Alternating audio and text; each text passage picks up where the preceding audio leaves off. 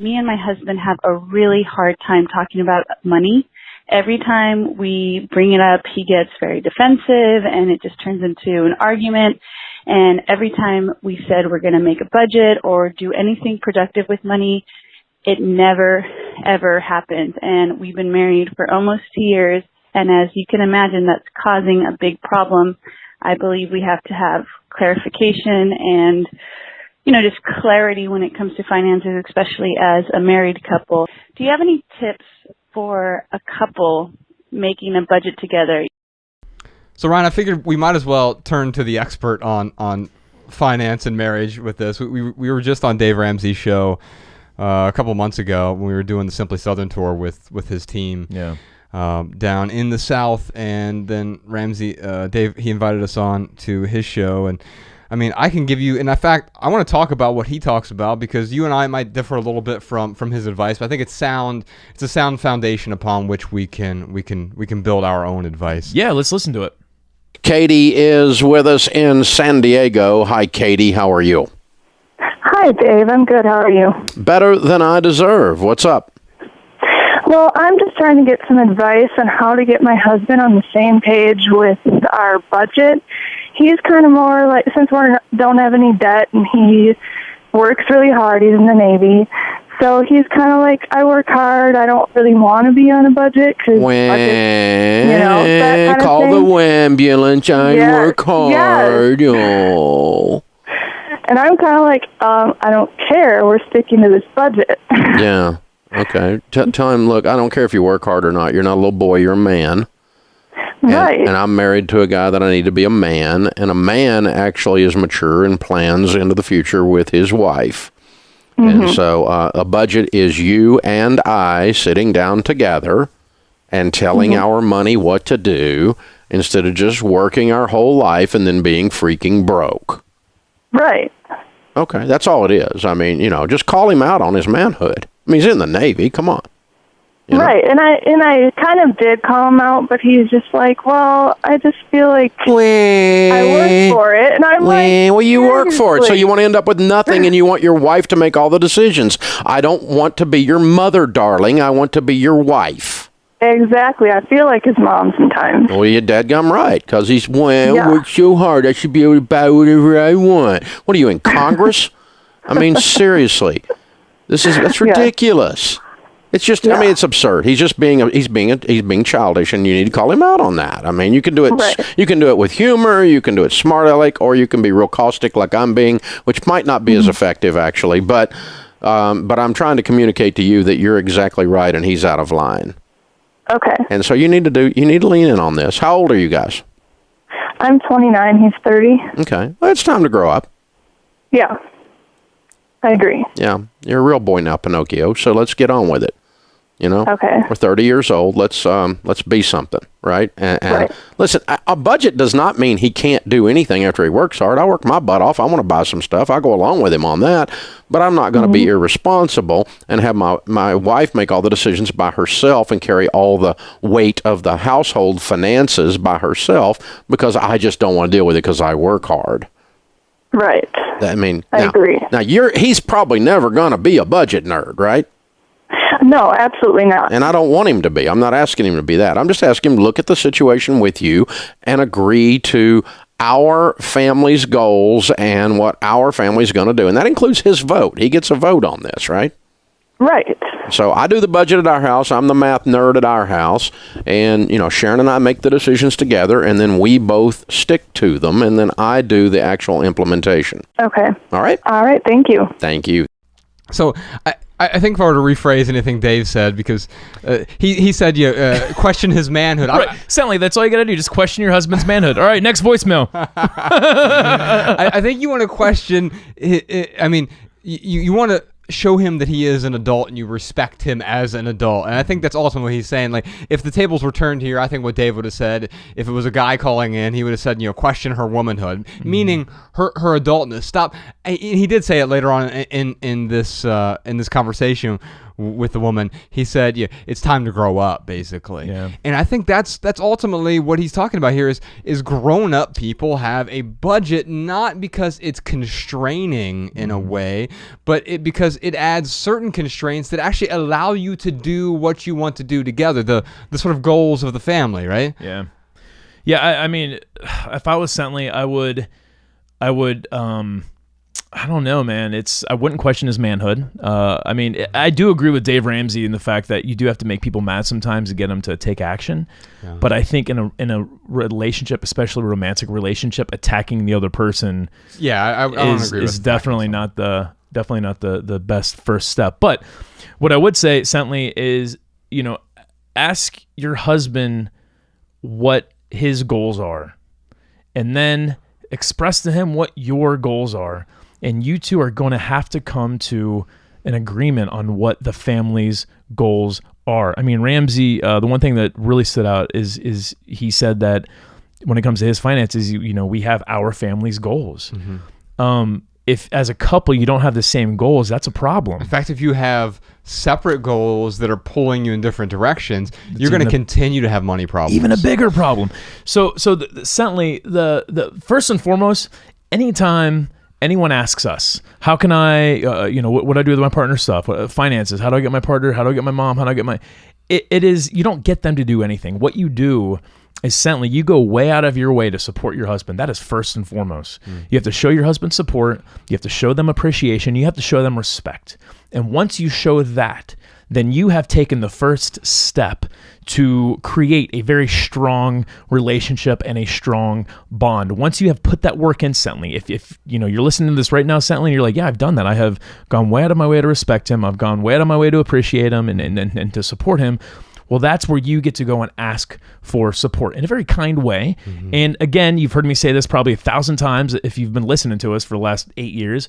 Whenever you're talking to someone, whenever you say the word you, it is a compliment. Whenever you say the word I, that's where you throw all the negative stuff on it. So in Sentley's example, using Sentley as an example, she would say, "Hey, you're a really good husband, and I really love that you are in my life.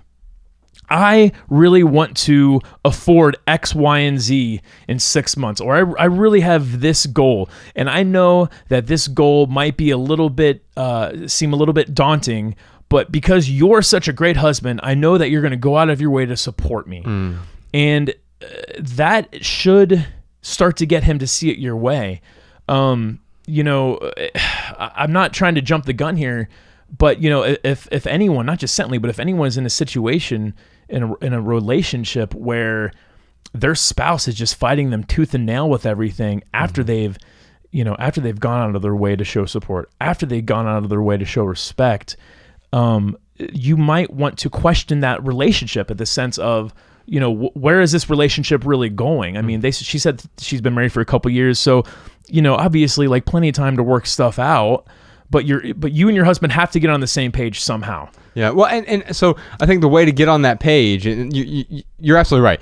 You have to get on this page before you're going to even be able to talk about the budgeting. I can give you a budgeting app and say, yeah, you go to the Every Dollar app, but she's going to be in the same position with a better budgeting tool by herself. You go to the Every Dollar app, and she's still going to be budgeting by herself, and her husband is going to be spending willy-nilly. Mm-hmm. They're not going to have their objectives aligned. And so a few things I'm going to look at. One is what are your values, and do your values match up? Bex and I tend to go over our values. We just had a family meeting, and we sat down, we went over every single one of our values, said, I changed this one from last year, and this one is more important to me now. And you know what? I realized that I've built up some resentment over time because of this value is not being fulfilled, and we need to talk about that. And some difficult conversations. But you can have these difficult conversations, and you can even disagree without arguing or attacking someone else's character or someone's manhood or womanhood. And I've noticed that quite often they're objectives. Like, so certainly my guess is you're going to go to your husband and he's going to have some objectives, right? Like, well, the reason I don't want to do a budget is X, Y, and Z. So there are objectives, but then there are real issues behind the objectives. The objectives are surface level, and you can usually get past those. These are just, these are speed bumps someone's trying to put up to stop you, right? But you can get past those. What are the real issues behind those objectives? Sometimes it's self self-esteem. Quite often, especially the man in a relationship will often feel inadequate if there are money problems in the relationship. And so does he feel inadequate, and that's why he doesn't want to feel like there's a budget? If so, then how can you help him feel more adequate? No, I think that's great, dude. Maybe it certainly starts with the question of, hey, what is it going to take to get us on the same page with the budget, and just leave it open-ended. And that will present forth the objectives that he's going to have. Some objectives. But I'm thinking about this too, man. Let's say that you came to me and you're like, hey, dude, we just moved to Los Angeles. We got to come up with a budget. Whatever, dude. I'm just like throwing a scenario out there. We have to come up with a business budget. And I just looked at you and said, no, sorry, I'm not going to do that. Yeah. Like, how long is that business relationship going to last? Right. If you can't get on the same page with money, with your romance, I mean, I'm not, couples isn't always best to work together. So I'm not trying to say that if you can't work with your spouse in a business, then you probably shouldn't be married to them. That's not what I'm trying to say here. What I am trying to say, though, is that when it comes to a romantic relationship, you should be even more willing to cooperate with that person more than what a business relationship is. And if you can't talk about money in a relationship, then you shouldn't be in a relationship. Absolutely. Especially in a long-term committed relationship. Yeah. And that's important. So yeah, I agree. So what you're saying, Ryan, is listening is key there. When you're going and you're asking the question, but then you're stepping back and saying, nothing. You're saying nothing at all. You're simply listening to those objectives. Right. And you're considering those. You don't want to dismiss them, but think about each objective. And more important, think about what is behind the objective. It might be the self-doubt, the self-esteem issues, the inadequacy. It could be fear. Maybe he has some sort of fear of, well, if I start a budget, I'm not going to get X or Y or Z. And if that's the case, then show him how he can get X, Y, and Z. In fact, maybe feel more secure in getting those things with a budget. Last thing that I'll say here is I get defensive when one of two things happen. If I'm offended. So if I were to come to you, Ryan, and say, hey, we need to put a business budget together, and you're like, screw you. Yeah.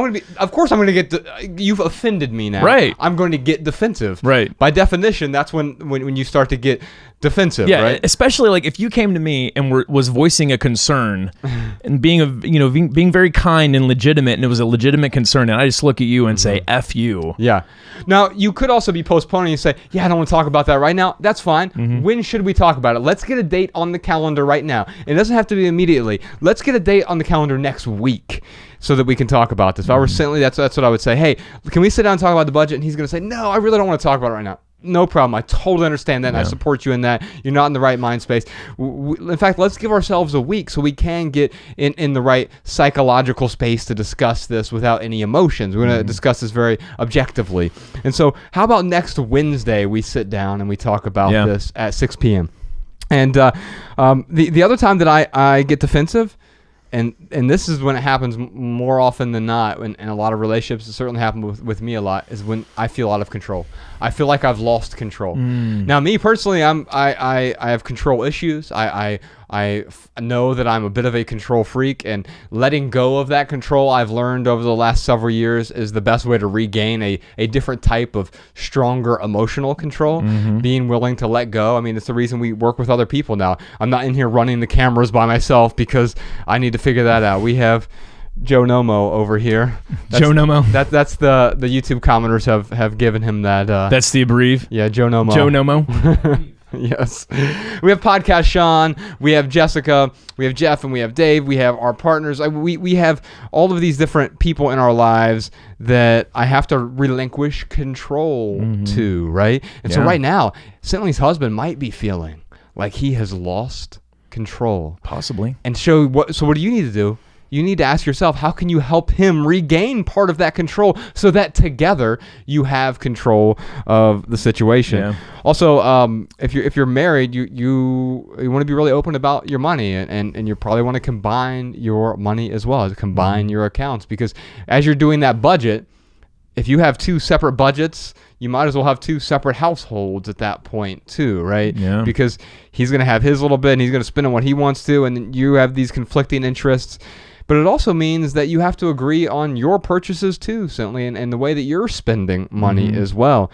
part of this relationship. It is a giant sort of us box, but in order for you to understand what his interests are, what his desires are, what he wants to spend money on, he's going to have to understand yours, but you have to get a grip on your spending as well. And you have to be willing to put it all on the table and work on it together. I love that, dude. Like, Sentley could totally go to her husband and say, hey, I know the budget has been something that we've been trying to get on the same page with.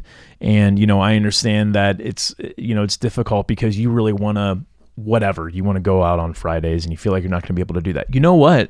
I'm going to go ahead and sacrifice getting my nails done every other week because I want you to be able to go out on Friday. So what other things can we do to get on the same page with the budget? I mean, really, that's just an example of showing respect, of showing support, and ultimately being kind. I think in any relationship, if you can do those three things, like, that is really going to create some meaningful conversation. But we've got to be able to look in the mirror and say that, yes, we are truly showing respect. We are showing appreciation. We are showing support for our partner. If you can say that you truly are doing that, then try to have a kind conversation to see how y'all can get on the same page. Yeah. I think one other thing that will help you, especially if you're in debt, I'm not sure if you're in debt, if you're really trying to create a budget, there's likely some sort of debt there. Dave Ramsey has something called Financial Peace University. It's I think a 9-week program, and I think there's over 1,000 of them across the United States, going on simultaneously. Yeah. And what's really nice about that is it's a great tool, man. You can show up, you have the materials, but you also have a community of people that are going to help not just hold you accountable, but help hold you through the process, guide you through the process, and that's important. You'll see other people going through the same thing that you're going through. So Sean, if you want to put a link to that in the show notes, I think it's relatively inexpensive, like $70 or $80. Also, Podcast Sean, if you can reach out to Dave's team, I know Sentley's in Los Angeles. They have a Smart Money event. It's I think Dave and maybe Chris, who was on our podcast, in January. It's down in Irvine in Orange County. It's like a day-long conference called Smart Money. We'll put a link to that in the show notes as well. We don't get anything for that. I think you'll find some help in that. And if you can give Sentley a couple tickets, if she's willing to go to that with her husband, I think maybe she'll find some value in that. And then from us, I'd love to give you a copy of our book, Essential. It's an essay collection with 150 different essays about intentional living. It's 12 different chapters, 12 different topics about how to live more intentionally. One of those chapters is about finances and how you can be more intentional with your finances, with your budgeting, with debt, etc. So, Podcast Sean, if you could reach out to Sentley and give her a copy of Essential. If you like the audiobook, or if you like our podcast, you'll like the audiobook version of that. Or if you want the book or the ebook, we'll be happy to send those to you as well.